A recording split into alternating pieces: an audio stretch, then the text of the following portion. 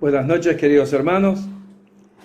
Es un placer poder acompañarlos desde este lugar y poder estar juntos a ustedes de esta manera, a través del video. Para la meditación de esta noche vamos a tener una lectura en el libro de Romanos, capítulo 8, versículo 18, que dice así: Pues tengo por cierto que las aflicciones del tiempo presente no son comparables con la gloria venidera que en nosotros ha de manifestarse. Que el Señor añada su bendición sobre este versículo y también sobre algunos otros que vamos a ir viendo mientras se desarrolle nuestra conversación. Acá tenemos un pasaje clave para el momento que nos toca vivir como ciudadanos no solamente de nuestro país, sino también ciudadanos en el mundo. Tenemos una responsabilidad como hijos de Dios. Y cómo enfrentar esa responsabilidad. Pero encontramos esta palabrita que me llamó la atención, que son las aflicciones del tiempo presente. ¿Cómo lo podemos sobrellevar? Y el apóstol Pablo acá nos habla de la siguiente manera. Él, sufriendo injustamente por predicar la palabra de Dios, por llevar el mensaje del Evangelio, sufrió persecuciones, arrestos, castigos. Y él tenía en su corazón esta tremenda esperanza y tremenda seguridad de que esta aflicción del tiempo presente no tiene comparación con la gloria venidera. Qué hermoso es poder pensar de esta manera, ¿no es cierto? Pero el mismo apóstol Pablo nos dice en 2 Corintios, capítulo 4, versículo 17, porque esta leve tribulación momentánea produce en nosotros un cada vez más excelente y eterno peso de gloria. Acá encontramos como si fuera la segunda parte de Romanos, capítulo 8, versículo 18. Nos habla de una leve, momentánea tribulación. Leve, momentánea tribulación. Produce, o sea que el Señor está trabajando en nosotros día a día a través de esa leve, momentánea tribulación. ¿Para qué? Para transformar en nuestra vida el dolor y en un más excelente y eterno peso de gloria. Qué hermoso es poder pensar así, como el apóstol Pablo. Primero, las aflicciones del tiempo presente lo transporta a la eternidad. No son comparables con la gloria de Dios. Y segundo, nos dice que esta leve, momentánea tribulación produce. El Señor trabaja en nuestra vida para que nosotros podamos vivir en paz, tranquilamente y descansando en sus manos preciosas de amor. También tenemos el versículo 19, un versículo también muy interesante de Romanos capítulo 8, porque el anhelo ardiente de la creación es el aguardar la manifestación de los hijos de Dios. Tremendo versículo. Y acá hay dos palabritas que me gustaría destacar. Anhelo ardiente. Anhelo ardiente de la creación. ¿Cuál es este anhelo ardiente de la creación? ¿Qué significa este anhelo ardiente de la creación? ¿Qué está esperando este anhelo ardiente de la creación? Está esperando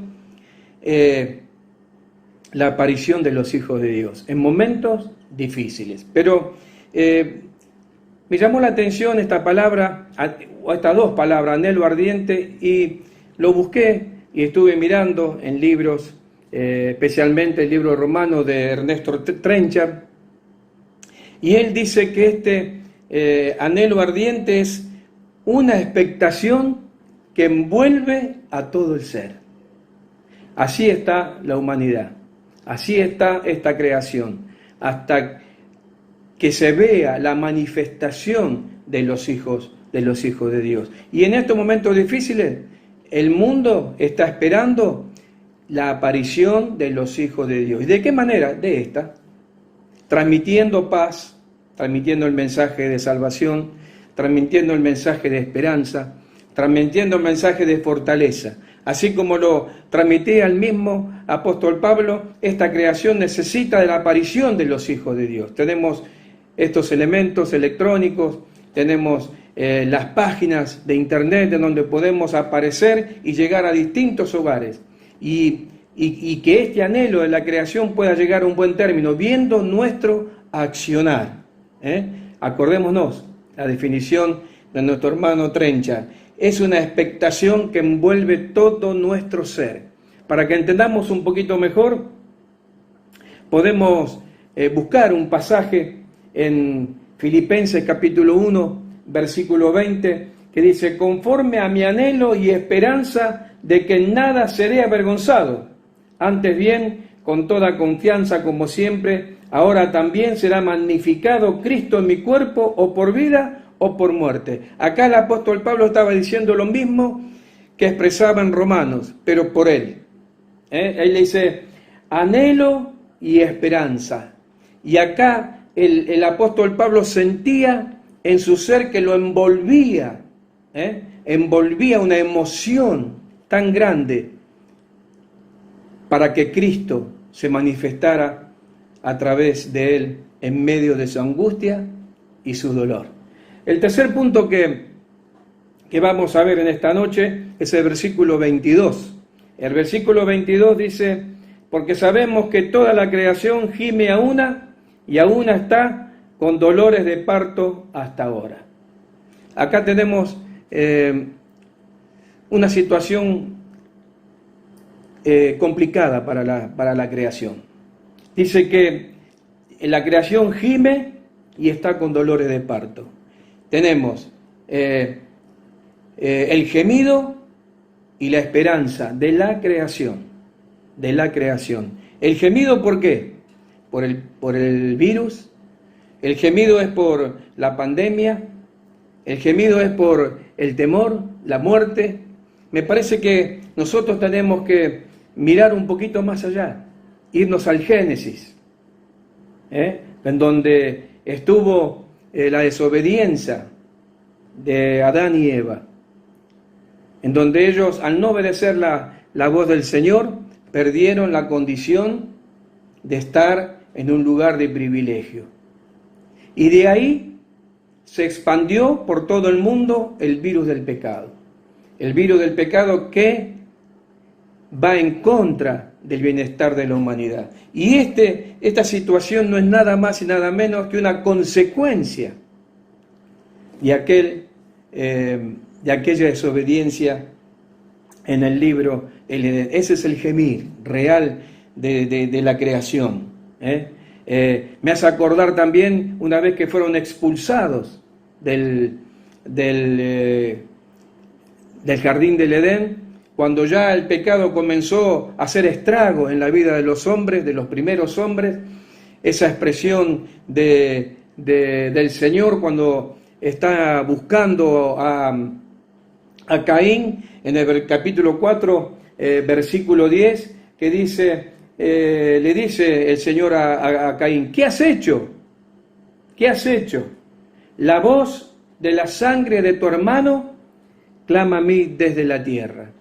Es la misma voz que hoy clama la creación, gime la creación. Pero también encontramos en este versículo la esperanza. ¿Y la esperanza dónde está? En este versículo, en donde dice que la creación está experimentando dolores de parto. ¿Qué es un parto?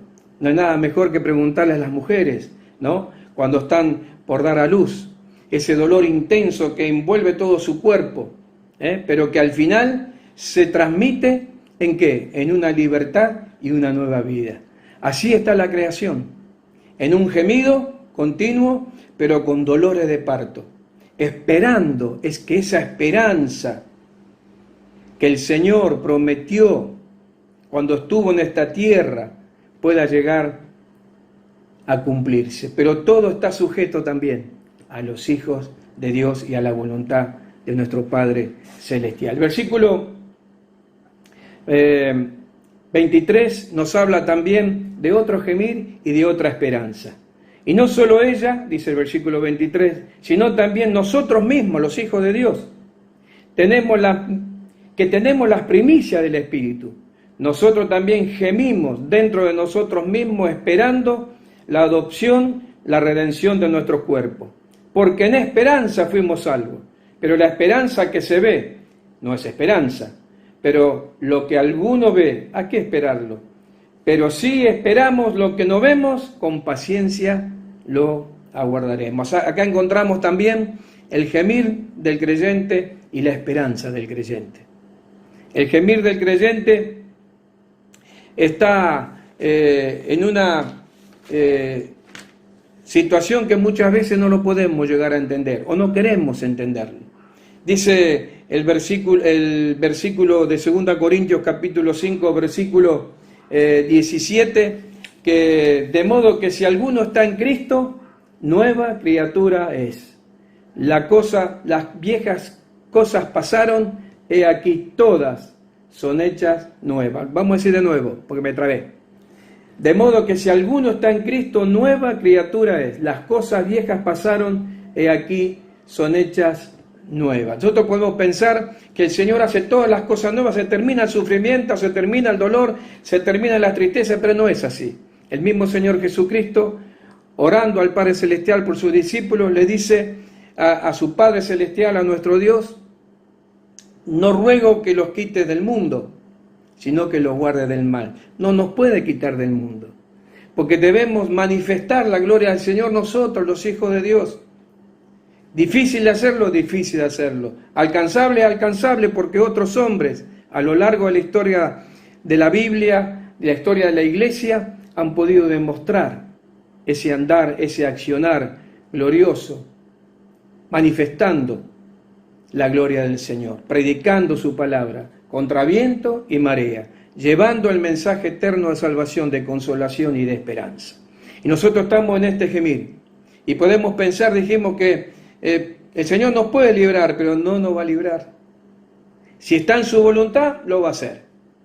Pero si no, tenemos que aguardar en su buena voluntad. ¿Saben por qué? Porque todavía estamos en este cuerpo, en nuestra naturaleza pecaminosa, que está en contacto con la humanidad, este mundo que está caído y está por debajo del sol. Ese es nuestro gemir. Pero ¿sabe una cosa? Lo más importante de todo, encontramos en Romanos capítulo 5, versículo 3 al 5, y no solo esto, dice el apóstol Pablo otra vez a los romanos, sino que también nos gloriamos en las tribulaciones, sabiendo que la tribulación produce paciencia, la paciencia prueba, y la prueba esperanza, y la esperanza no avergüenza, porque el amor de Dios ha sido derramado en nuestros corazones por el Espíritu Santo que nos fue dado. Qué maravillosa la palabra del apóstol Pablo.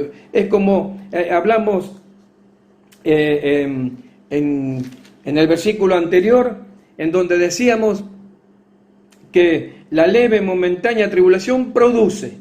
Bueno, este gemir del creyente se produce de esta manera, va produciendo en nosotros esta transformación gloriosa, que como leímos,